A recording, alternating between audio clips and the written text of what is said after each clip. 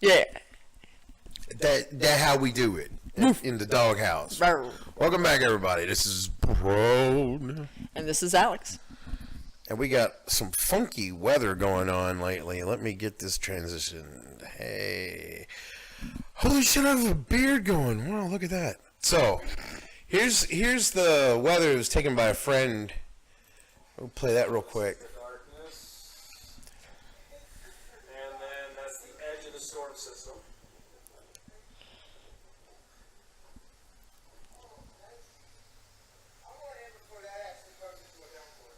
Right? It's fucking beautiful.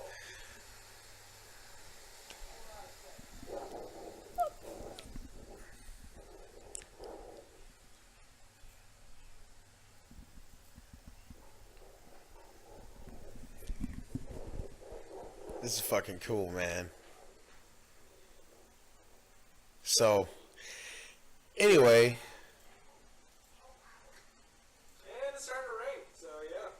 I'm gonna have it said. Okay, so you saw it coming before I did. What'd you think of that? Oh, well, it was beautiful. And that was my first thought is, oh, yeah, that's beautiful. And I used to brag, like, most of my life that, storms are scared of me. They always seem to hit after I move from the area or, whatever. And so I'm like, I wonder if I'm actually going to experience a really bad storm.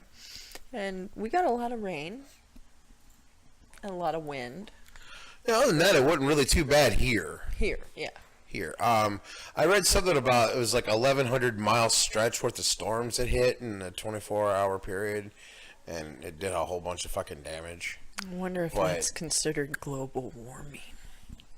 I don't know. I mean, it is a shelf system. It's not really that unusual, but I guess it's just the amount of storms and the short amount of time. It sounds unusual to me. Right, yeah. Because we've been having these weather patterns for a few days. Mm-hmm. Well, that's the weather, and I think we're done with that. But we're on to local news now. Yeah. So, let's get this going. Do it. I've got the Courier Journal one up here, but we wanted to look at the one from WLKY, right? So yes. This is Carrie Grace. I don't know who she is, but I guess she's a field reporter for the station. And she's up here ready to give us breaking news. Do you want to play that first, or do you want to read first? Play it. Okay. Here we go. Yeah, Julie, listen, residents in both the Jacobs and Chickasaw neighborhoods waking up to deadly violence this morning, and other neighborhoods here in Metro Louisville affected as well. But we'll start with those three who were shot in the Chickasaw neighborhood. Police say they responded around 11:15 last night to Parthenia Avenue. Now, when they arrived, they actually found a car over on Wheeler Avenue with two women inside, both of whom had been shot. One of them died at the scene while the other was taken to University Hospital with non-life-threatening injuries. Then another call. Police didn't have to go far for this one. This one was also on Parthenia, the 3600 block. Okay, that just showed Wheeler and Camden, by the way. Do you know either of those streets? It just showed the sign. I actually am familiar with Wheeler. I couldn't tell you how to get there from here, but... But you're familiar with that area? Yeah. They found a man shot. He was rushed to University Hospital where he died from his injuries. These shootings are believed to be connected. Then a few minutes after... That's what I was wondering, too. When I was reading the article, I was thinking, what, is this some kind of shooting spree going on? Yeah, absolutely. It's like, what the fuck? Yeah. I mean, it was just last week, that massive shooting, 11 were injured and 2 died, during that. I mean... I don't want to be that person that is, I told you so, but something that you experience in largely populated areas that have no true gun control, you have moments like this because there's no telling. They don't know who this person is. This person could be male, female, black, white, Puerto Rican, Chinese. Oh, sorry, I got that Elliott song in my head. No. Anyway, so this person could have a mental illness.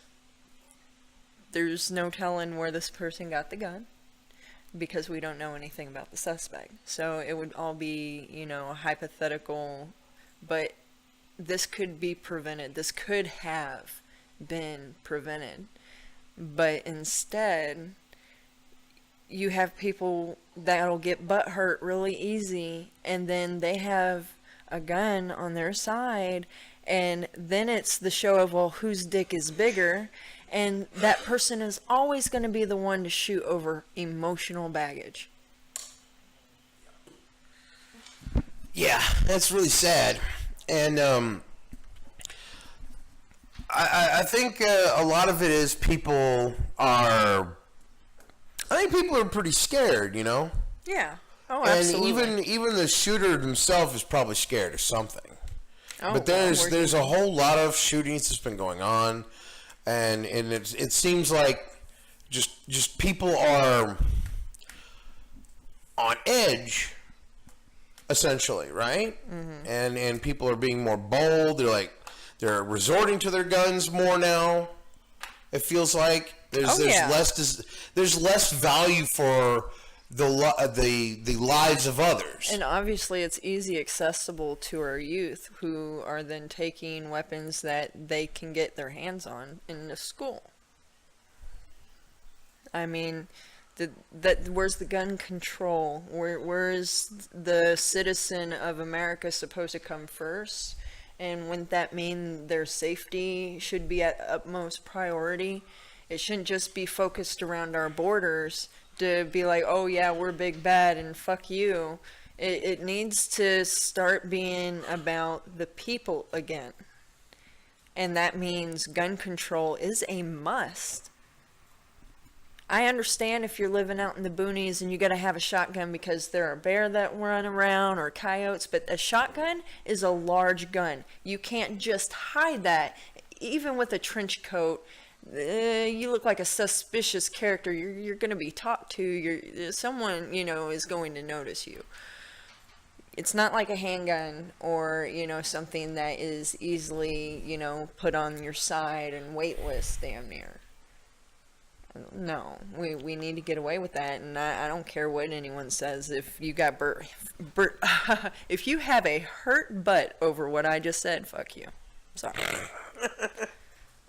It is what it is. Okay, so I'm gonna hit play on this now.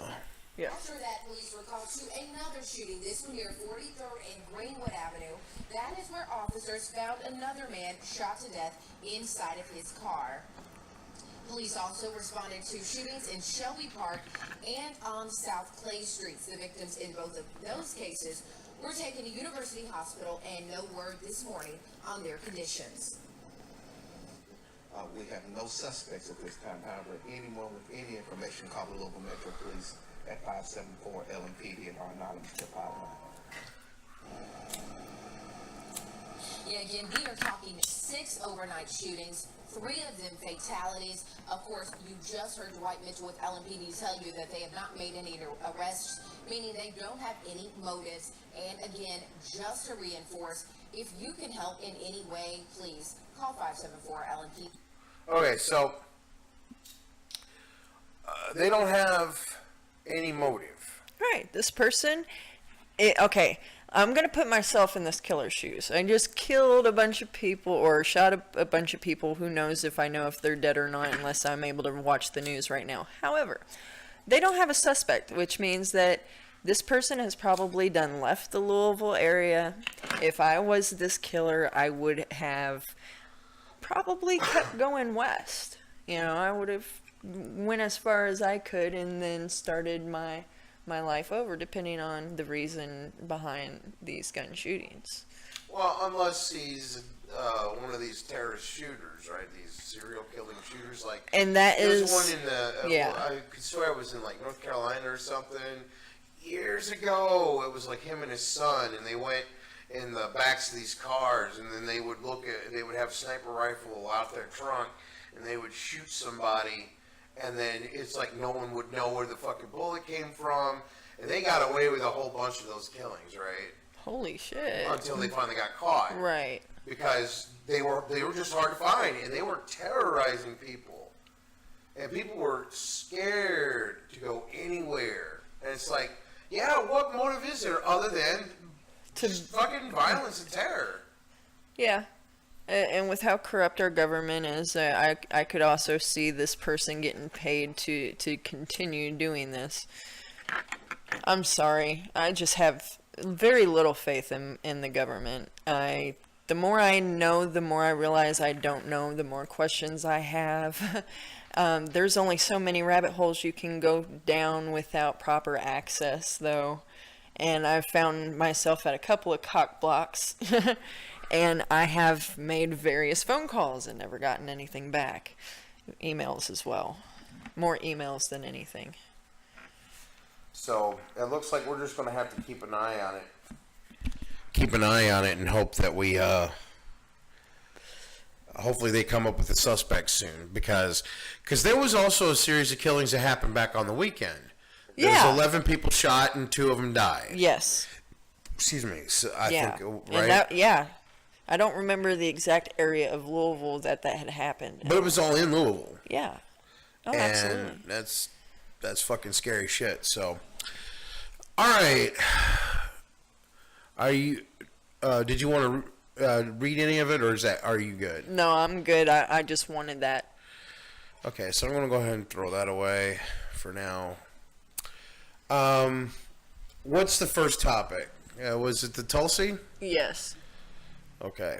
Now, before I actually hit start on this, one quick caveat about this story. Yeah. It is going to take more than one episode probably to cover this. So this is a part 1, and the next time there will be a part 2. I'm sure. This is exciting. This could be actually, now that I think about it, it could be a recurring segment. It could be a know your presidential candidates or something like that. Kind of like what we've been doing with Assange. Yeah. Yeah, because we've been keeping up with that too. So this is going to be the Tulsi Gabbard part 1. Yeah. And I'm going to hit start as soon as this fucking cigarette. Something's wrong with this cigarette, man. It's the moisture because we roll our own and all this rain and shit. It packed super tight, but it left this gap, and so I tore off the filter. Now I'm smoking it like this. Is it easier that way for you? Not really. I don't think it's paying off at all. Well, you'll take a few hits of how strong that is and probably be done with it. And yes, look at it. It's brown. It's tobacco. So fuck off anyone pretending this is a joint. Right. All right, here we go. Starting now. All right, so this is, I was in a conversation on Twitter with a few people about Tulsi Gabbard, and for the longest time, I was a big advocate of Tulsi Gabbard over the last few months, and I was a big fan of her because she did quit the DNC in 2016 as vice chair and backed Bernie. But now that she's running, I remember my hot take on finding out that she was running as a separate candidate. What the fuck? Why are you doing that, Tulsi? Right. Well, you just stood up for him 4 years ago, and why are you running now? But I gave her a chance because, they started coming out with all kinds of shit about her, like she's anti-gay, essentially. And then I looked into that, and I listened to her apology, and I might have gotten suckered into it, I admit, because I really bought it. There's a particular group online that watches LGBT actions, and she has changed her actions towards the LGBT over the last 6 years. Mm-hmm. So I think her apology when it comes to that is sincere. It sounded sincere when I listened to it. However, there are other issues with her that I did not realize. Apparently she has an anti-war platform that she's running on, but there are some that say that she's actually not as anti-war as she claims. So, well, is there any backing for that? Well, that's what I wanted to look into. So there is a site called Peace Action West, right? Right. And they give Bernie Sanders, and they're like the Human Rights Watch is for LGBT. Right. Only they do it for bills and shit that are have to do with military budgets and promoting warfare, doing shit in other countries. Oh, okay. So they watch for that. They give Bernie Sanders an 84% rating, and I think that is actually really spectacular. It'd be nice if it was 100%, but I don't really think, because of just simply the standards that are set, that anyone is capable of getting 100%. But I don't know about that. So, right. Anyway, he's got a pretty startlingly good record, I think, on that, if that's true. It gives Tulsi Gabbard, however, a 51%, which is a coin toss, essentially.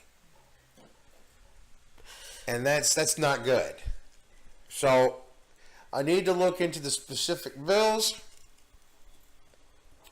But what first drew me to the conversation was there's an article that I found on my own, because I was looking up whether or not what her actual stance on Israel is. Okay. Because she has been a little wishy-washy at times, and I've thought, what the hell?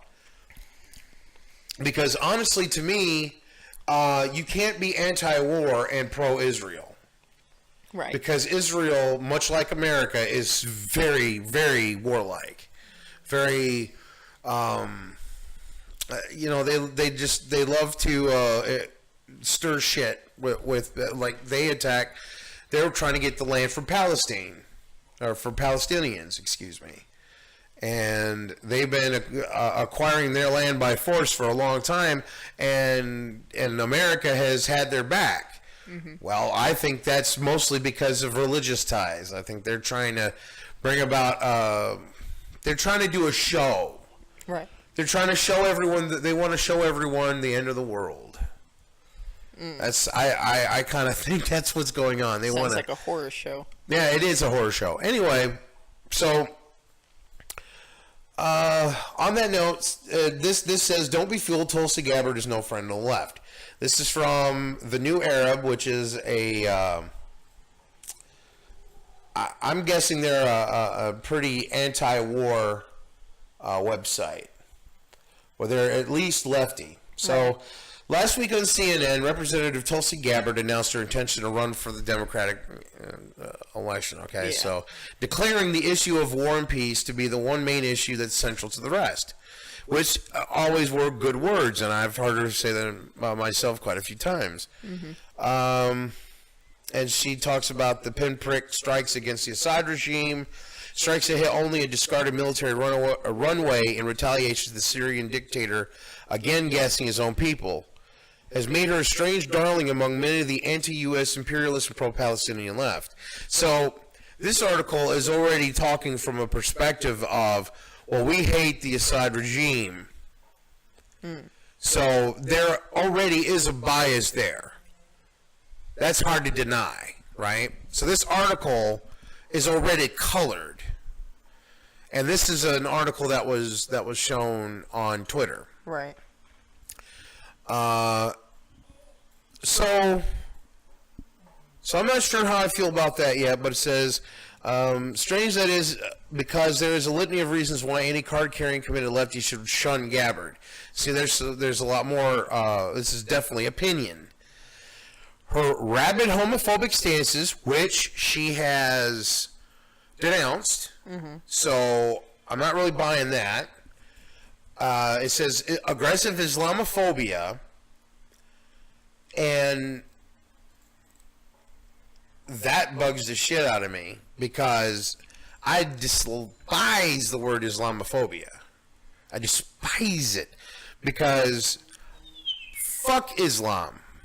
Fuck Christianity. Fuck all these religions. Right, absolutely. Why are they defending a fucking religion when they're attacking Tulsi Gabbard? That doesn't make any sense to me. Does it to you? No, it doesn't. Because these religions are all fucking lies in the first place. So I'm already very skeptical about the article it's linking about Islamophobia, and it comes from Alternet, right?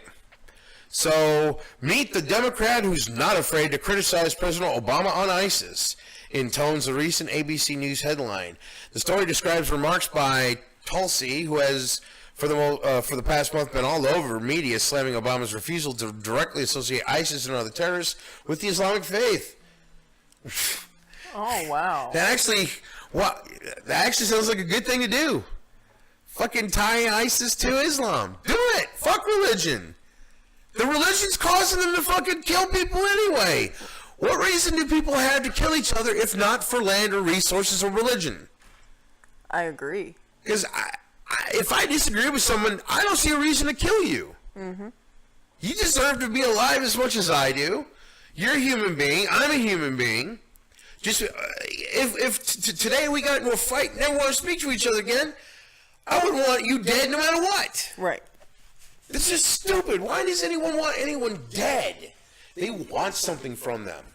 That's greed. And I feel like this is turning into a religion now for me. Nah.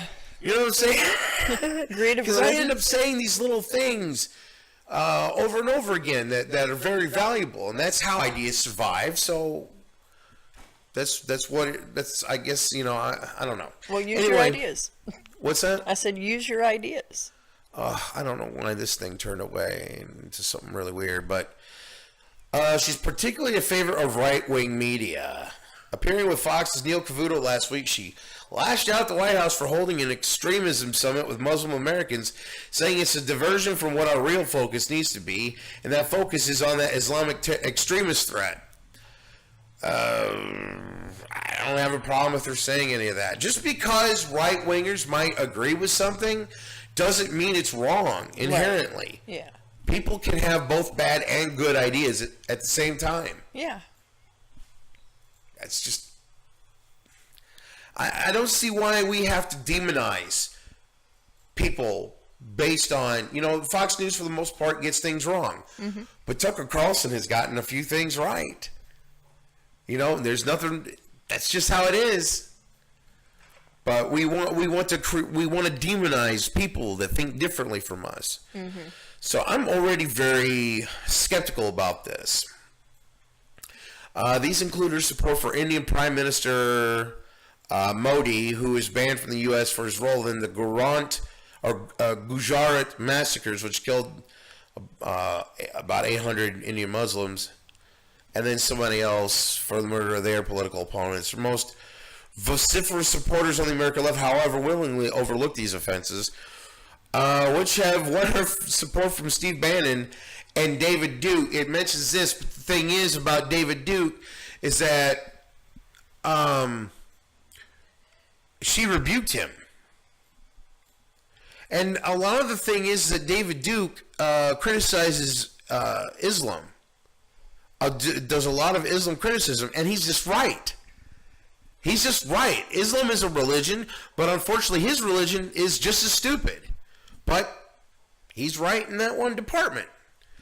However, if you get endorsed by him, you say, fuck you, David Duke, whatever. And that's what she did. So, I'm already very skeptical about this article. Yeah. And this is just part one. And I'm not going to go any further with this article because A, I run out of time, and B, I'm not going to waste time on what seems to be, to me, like a very opinionated piece. Right. So I'm actually going to, in part two, I'm going to tackle her bills. The bills that she actually endorsed, the stuff from Peace Action West. I'm going to pick each, as a number of them apart.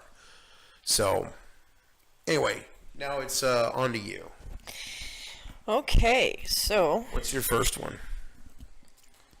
So, do you have that picture up? Sure do.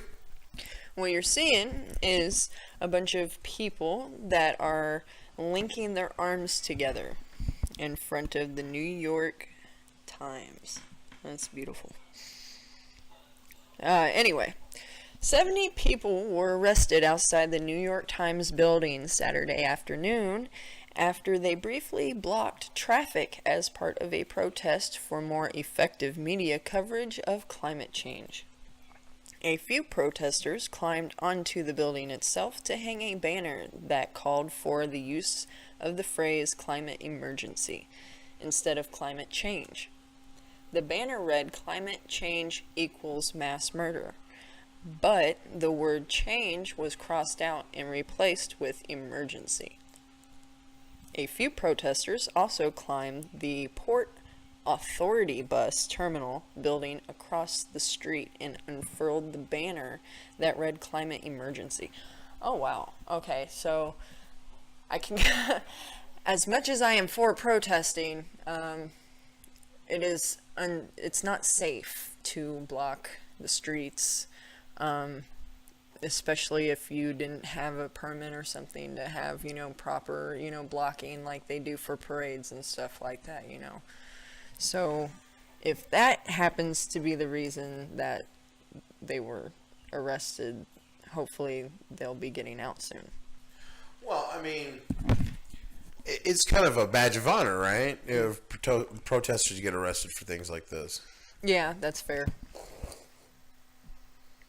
So, I mean, I would wear it as a badge of honor.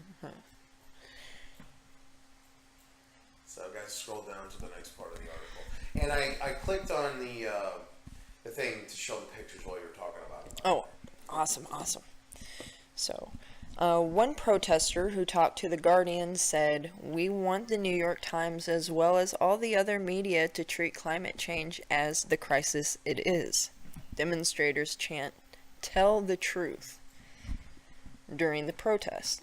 The protesters were part of a group called Extinction Rebellion.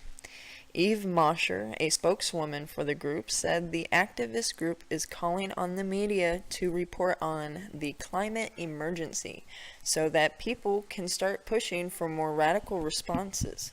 Even though the Times does good reporting on the issue, it is not treating it in the manner they should be. Specifically, Mosher said they should be treating it like World War II, when there were headlines every day. I have to agree with her there. This isn't something that we can just keep overlooking anymore, all right? This is going to be a really horrible thing. Horrible. Yeah. And then I'm showing off the tweets, the images there. Yeah, I was looking There's at a it video myself. here, it looks like. Ooh, watch it. Yeah,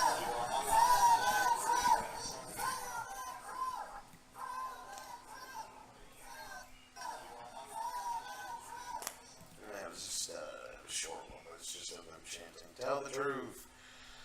All right. Go ahead and finish it up. Yep, the New York Times pushed back against the protesters, suggesting they were not picking their targets correctly. There is no national news organization that devotes more time, staff, or resources to producing deeply reported coverage to help readers understand climate change than the New York Times. The New York Times said in a statement that noted the paper published almost 800 articles on the issue last year. "We fully support this group's right to express their point of view," it added, "even when we disagree with it as it relates to our coverage." And that is it. Well, Yep. 80 articles a year versus I wonder how many articles of war was going out for World War II during the time. Well, even World War II required manufactured consent, right? Yes, it did. They had to pull Japan into the war, which is something we've been doing. We've been manufacturing consent for untold generations at this point. Who knows how long this lie has been going on, how far back it goes, Right. Yeah. Oh, we know the lie of religion goes back at least 5,000 years. At least. Yeah. Back when we didn't have a way to explain or understand, what the world around us was and what those stars above us actually were. Yeah. So this looks like this is a major thing going on, right? And we were talking about the weather earlier that we had seen over the house. Oh, yeah. And this weather is just, granted, people talk about it goes in cycles and stuff. Well, yeah, everything goes in cycles, but the problem is that we are accelerating We are accelerating the speed of this cycle. Yes, That's the we are. problem. Mm-hmm. You know, it would have been a whole long time before the next ice age if we hadn't fucked around like this. Right. Now we could potentially reverse it, but it will take a lot of time, and it's probably going to cost a lot of lives. It sure will cause a lot of damage as the sea levels continue rising. These massive supercell storms continue to flourish and do a whole mess of damage. Mm-hmm. I mean, climate change is capitalism should be afraid of climate change, for Christ's sake. It's going to destroy all your shit too. You're not going to be able to drill, baby, drill when the world is coming apart, literally, and your machines are sinking into the earth. And your buildings are collapsing and getting torn apart. Or worse, all your crops freeze, all your animals starve to death, and then the people are going to start starving. They're going to have to start combating for resources, which they're already doing in some parts of the world because of this. We're so privileged up here in our ivory towers watching the world fall apart, pretending that just because there's a snowflake on the ground, that there's no such thing as climate change. You know what I'm saying? Oh, look at that! Look at the global warming in my hands! God, you're fucking dumb. That's such a scary image, though. The world around you just collapsing. People in Kentucky, we're in Ohio Valley for a reason. That water gets close to us, we're all drowning. Yeah. So got to get up to high ground. Anyway, I think it is reversible, though. I mean, most of it is we just got to reduce the amount of carbon that's in the atmosphere. And I think a lot of that can be fixed if we just get more plant life. Let plant life flourish better. Stop tearing down all the forests, and if you're going to tear them down, replace them stronger than before. Yeah. I mean, it's important to keep things going. Yes, it is. Anyway, so unless you had anything further on that, No, I do not. we can go ahead and move on, I guess. Yay. Right. You wanted to talk about the In God We Trust. Yeah, I got into a discussion with Nick the other night, and we got talking about like who is responsible for the whole In God We Trust thing, right? And I used to think it started in the 50s, and I was right to a point, but it actually goes a little deeper than that. So let's hit start and jump down the rabbit hole of In God We Trust. So I'm on the wiki, right? We're talking about it and trying to figure out where it came from. And it's on the bills, and it has been since 1957. However, it's been on coins for almost 100 years prior to that. Yeah, that's surprising to me. So I dug into this. The capital S form In God We Trust first appeared on the 2-cent piece in 1864 and has appeared on paper currency since 1957. And Dwight Eisenhower, we were talking about who we thought was president at that time, and I said Eisenhower. And yeah, it was him that signed it in 1956, declaring In God We Trust must appear on American currency. Now, the reason for this, I think, goes back to 1863 under Abraham Lincoln, right? His Secretary of the Treasury decided on a new motto, In God We Trust, to engrave on U.S. coins. Lincoln's involvement in this decision is unclear. Now, what that means is I checked their source, and there is a congressional record where the motto was adopted, and this says in 1908. The motto was adopted, doubtless with his knowledge and approval, meaning Lincoln's.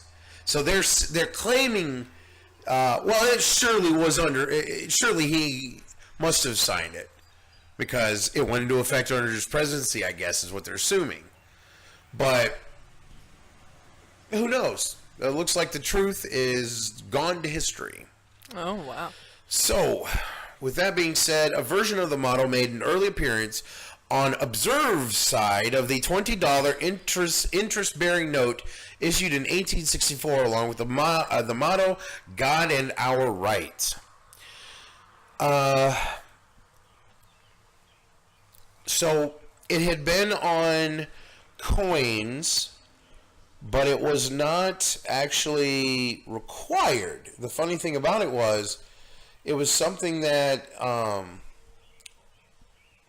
was kind of it wasn't compulsory, as in they could volunteer to do it, I guess, and they had just been doing it. But then they made it the official motto of the United States in some weird legislative way. It just seems really unconstitutional.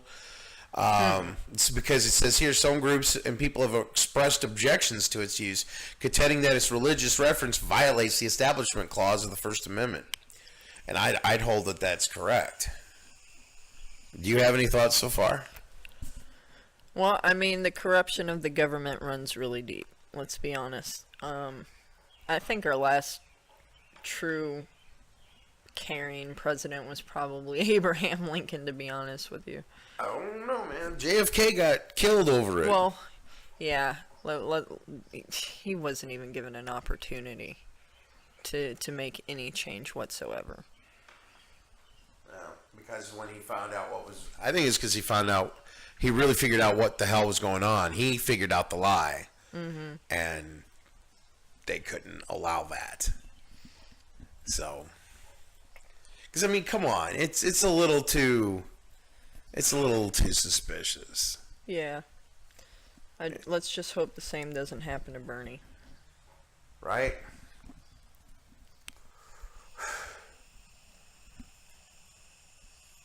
So, yeah, so that was an interesting tidbit. The In God We Trust has only been required by law since like 1908. And the wiki gets into great detail about like particular coins and when they adopted it and what places and stuff like that. But I found this interesting. It says, and they put this in the wiki. It says, according to a 2000 joint poll by USA Today, CNN, and Gallup, 90% of Americans support the inscription "In God We Trust" on U.S. coins. Around the time that the Christian took over the government. In 2006, on the 50th anniversary of its adoption, the Senate reaffirmed "In God We Trust" as the official national motto of the United States of America. Oh, it was in 56 that they did that. Oh, yeah. Fucking Eisenhower made it. Mm-hmm. Made it the national motto. Let's see. In a letter in 1861, petitioned the Treasury Department to add a statement recognizing Almighty God in some form on our coins in order to relieve us from the ignominy of heathenism.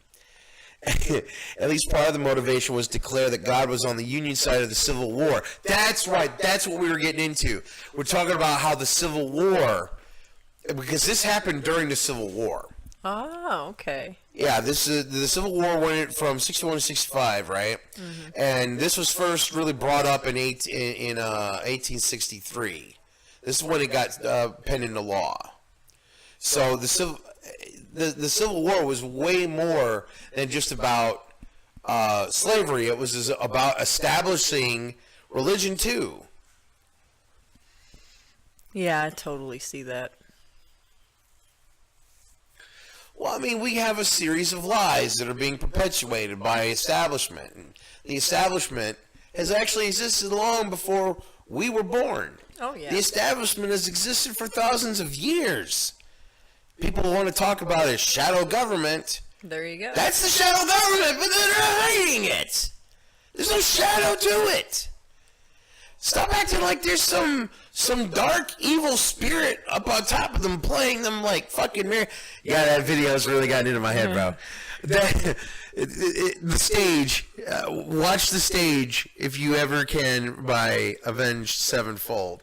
That's a fucking awesome video. But it's true. It's people like Alex Jones and the people that listen to him. They all think that there's this woo spooky shadow figure that's controlling everything above all of them. No, it's just them. It's just them. They're controlling everything.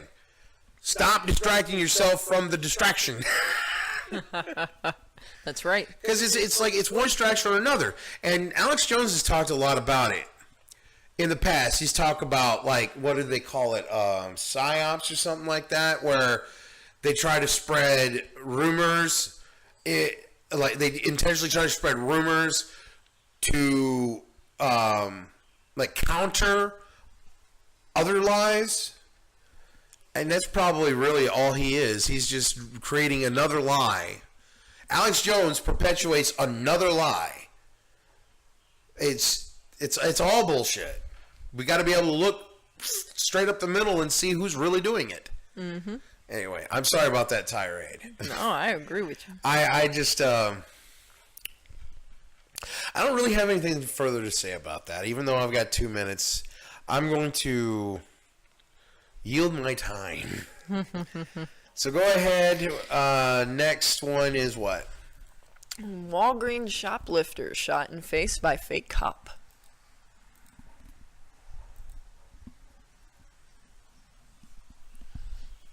Okay, apparently I don't have that. What was it again? Walgreens shoplifter Walgreens shoplifter. shot in face. Oh, hello. What's the site you're on? Are you on Chicago Tribune? Send it to me. I'm not on a site at all right now. Okay, this is Chicago Tribune, so...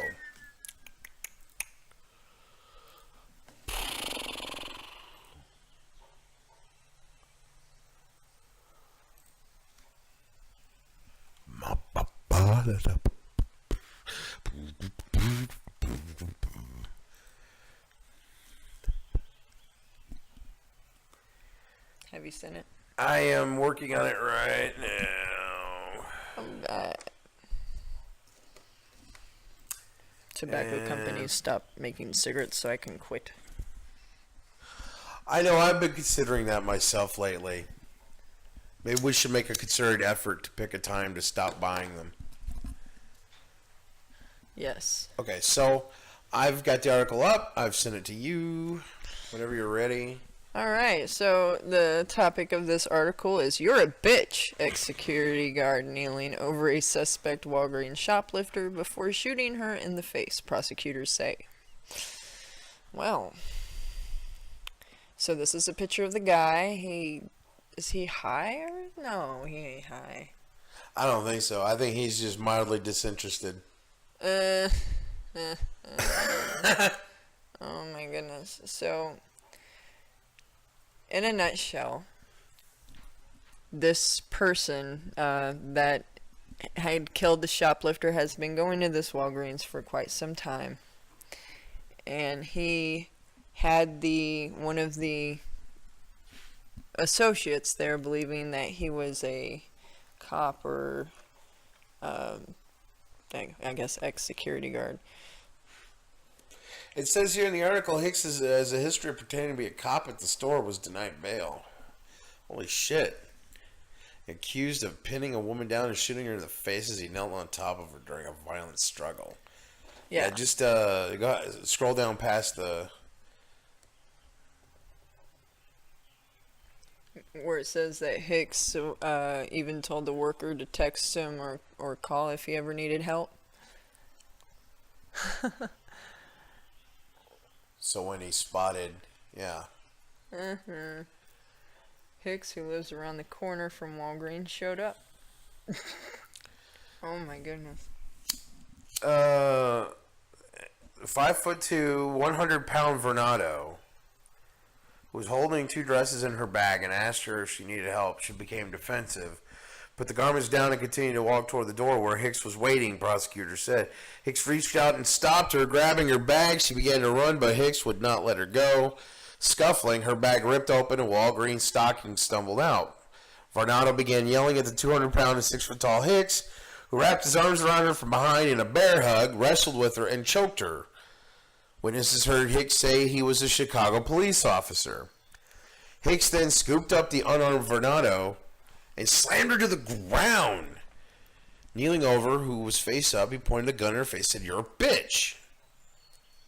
Damn. Oh, fuck. Go away, ad. So, yeah, go ahead and keep going. Holy shit. So he fired once, and the bullet piercing her upper lip. Hicks picked up his casing and walked out of the store and drove away. He picked up the bullet casing and drove off. Wow, that's prescient. Holy shit. Yeah. Damn. Varnado died of the gunshot wound to the face, according to the Cook County Medical Examiner's office. Her family has been vocal in questioning why the store manager didn't call authorities if he suspected her of a crime. Hicks once worked for Monterey Security and has a record of arrests on drug assault and impersonating a federal employee charges. Oh wow. My god, this dude. Hicks, who has never held a job as a police officer, does not have a valid FOID card or a valid CCL license, is due back in court July 9th. Oh, well, that's fucking awful, dude. This guy's got some serious issues, and he's got a fucking gun. Yeah. Fuck.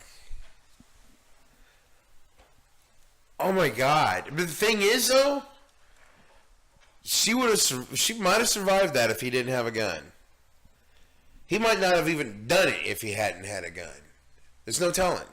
He might have. But then again, he might have beat her to death. Shit. There's no telling what the guy could have done. But certainly putting a lethal weapon in his hand, I don't think that can't be right. Well, and see, here's the thing. Even if you don't get your gun from, say, a actual arms dealer, you get it black marketed.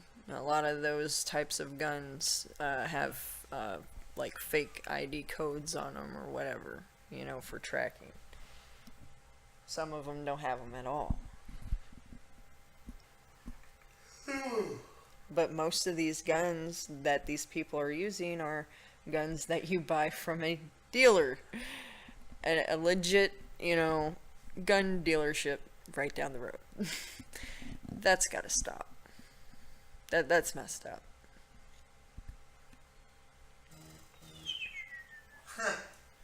Yeah, had something go off there. That was good timing.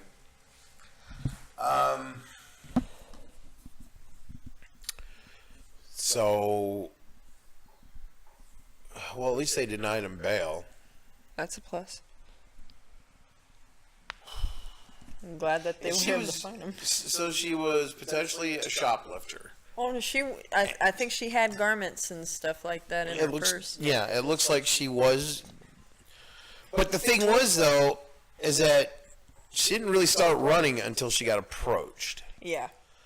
So, did she only run was she actually going to steal in the first place? Probably. But is that worth your life?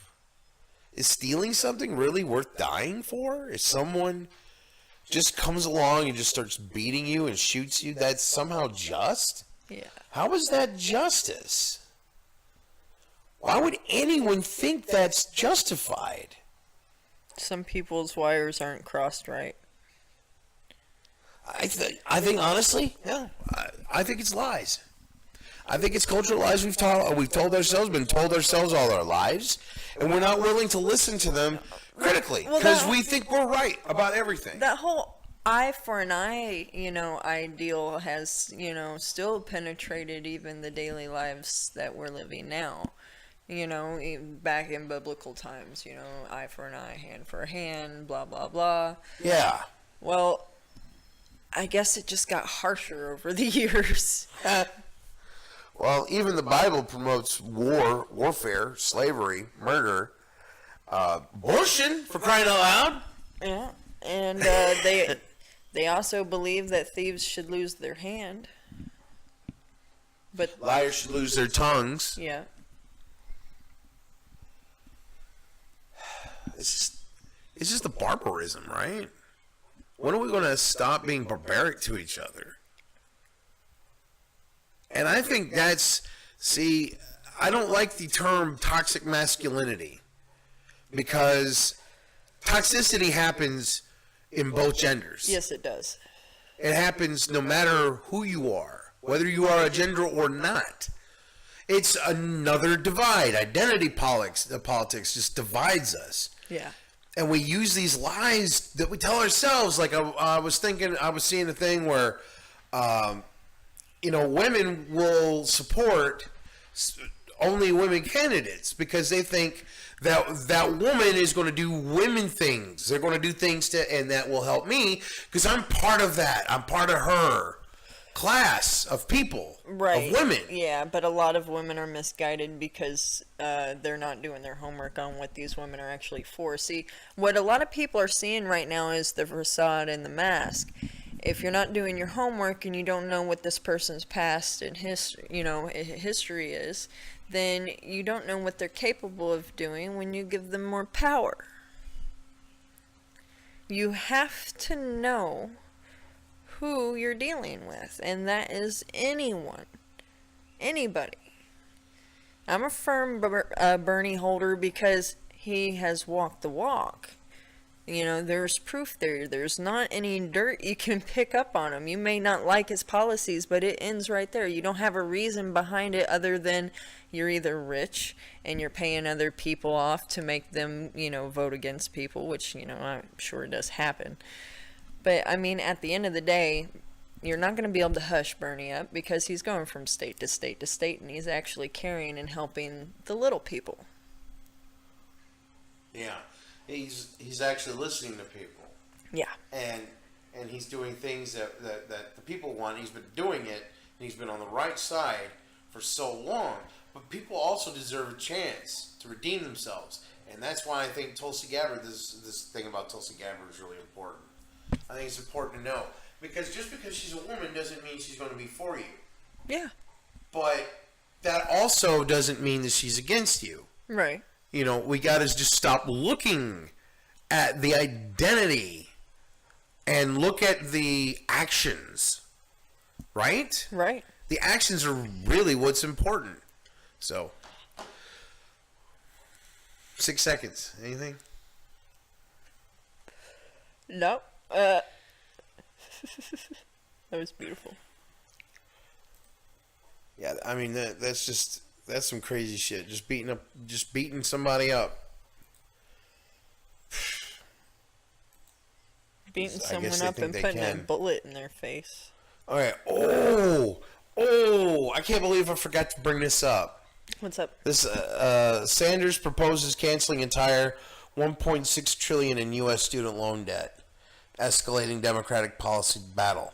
And I think that's smart, dude. I think that's genius because they, for a while there, he sounded like he was going to be kind of wishy-washy on it.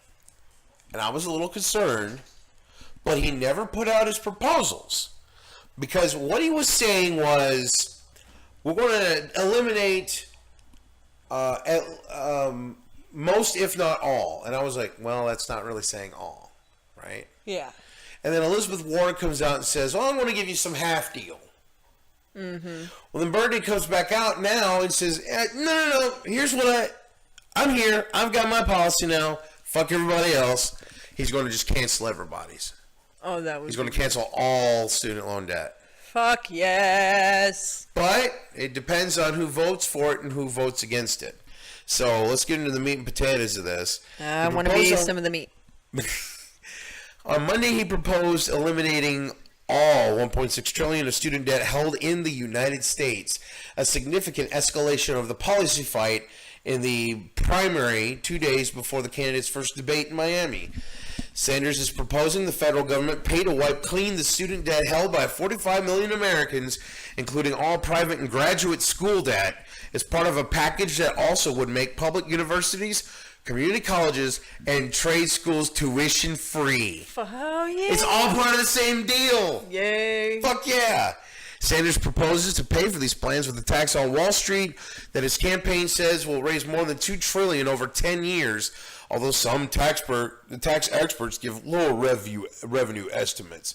I'm sure they do. Yeah. Sanders was joined Monday by Representative Ilhan Omar, who will introduce legislation in the House to eliminate all student debt in the United States, as well as Representative Pramila Jayapal, co-chair of the Congressional Progressive Caucus, who has championed legislation to make public universities tuition-free. Sanders helped popularize demands for tuition-free college during his 2016 presidential campaign run, but did less to emphasize solutions for those who had already left school saddled with debt. And that's true. That's true. That's a fair assessment. Since then, liberal Democratic lawmakers have called for increasingly aggressive government solutions for erasing existing student debt, with 2020 candidate Senator Elizabeth Warren proposing $640 billion in student debt for forgiveness, and former Housing Secretary Julian Castro introducing a more modest debt forgiveness plan. So the half measures, incrementalism, an inherent evil that emerged as a property of politics. Yay. So Bernie Sanders says, no middle ground, we're done. And that's what we need more of. We need more people that are willing to say, no. We're not compromising with the two people that are working together against the rest of us. Stop it. Bad. Slap their hands. Yes, smack their hands. I love it. So, you know what? I'm going to end up linking this anyway, so I don't really have anything further to say right now. They're probably going to pick it apart further, but I just don't give a shit about WAPO's opinion about it. I think it's a good deal. I saw something about where he's gonna, it's like a 5-cent tax or on Wall Street investment speculation and shit like that. So I don't see what the problem with that is. We tax the shit out of stuff for poor people. We could tax the shit out of, like we're taxing the shit out of food and cigarettes, especially cigarettes, that we push on people to smoke. We're going to tax the hell out of them, though. It's about time we tax these fucking assholes that got tons of money and make more money.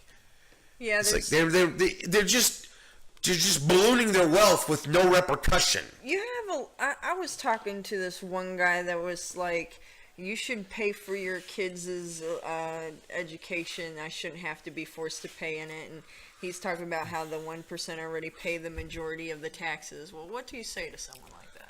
I say they're full of shit. Look at Amazon paying nothing in corporate taxes. Look at all these other companies. I can't remember right off the top of my head. I think Walmart's one of them. All these companies that are paying nothing. And their CEOs are getting fucking benefit checks. They're getting, the executives get cut checks. Their shareholders are doing great. What the hell rich person is fucking paying a whole bunch of money in taxes?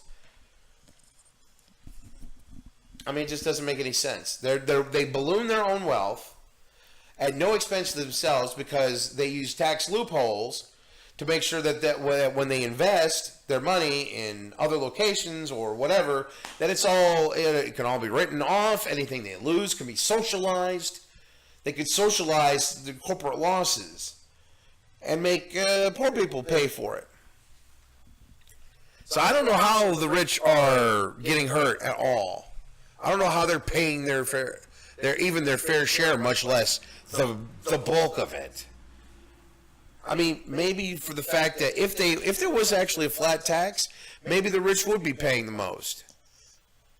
Because just for the fact that they have the most wealth to pay on. Yeah. But that doesn't make sense either. Because if you have a 10% tax on poor people, and you have a 10% tax on the wealthy right now. The way the things are right now, the wealth is distributed so unevenly. I mean, maybe if it was in a utopia, a 10% flat tax would work. But it's not. Because most of us don't make that. Don't make that much at all. The majority of the new wealth that comes in goes to the little, or goes to the big people, the small number of big people with lots of money, and the rest of it, whatever's left over, gets kind of strewn around. Like, oh, here's your crumbs, assholes. Fight for them. And 10%, there's no flat tax anyway. It's a 10% tax. People have talked about I heard my grandfather talk about it all the time. The notion that a flat tax is actually beneficial to an economy is just one of those lies that has just been perpetuated because it sounds nice. You make $10 and then you pay $1. Everyone makes $10 and they all pay $1. Everybody will be okay with that. But that's not how it fucking works. Most people make 50 cents while a select number are making thousands and thousands of it. Mm-hmm. But it's on an even worse scale than that. And most people aren't willing to look at it like that. They look at the simple math. They look at the simple things. Nuance doesn't matter to them because it requires that they think. Fuck, I have to think about something for 5 seconds. I don't want to do that. I like to be told comfortable lies. Yeah. So, anyway, I don't really have anything further to say on it. Nope. Incrementalism is evil, and I'm done ranting. Let's see how long we've actually been at this. Okay, all right, yeah, we're good. It's a little over an hour.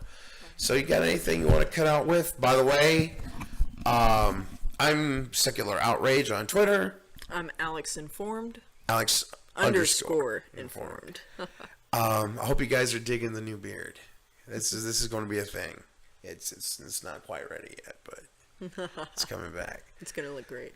So, thank you for watching. We hope you've enjoyed the content. I will be back with the Tulsi Gabbard in part 2 next time. But hit like, subscribe, share with everybody on social media if you like the content. If you want to take pot shots at us in the comments, if you want to piss on our graves, let us know. We like to engage with people. I like to know when when I need to roll over. So, this has been the Doghouse. Bye-bye. Thank you for watching. Bye-bye. Bye.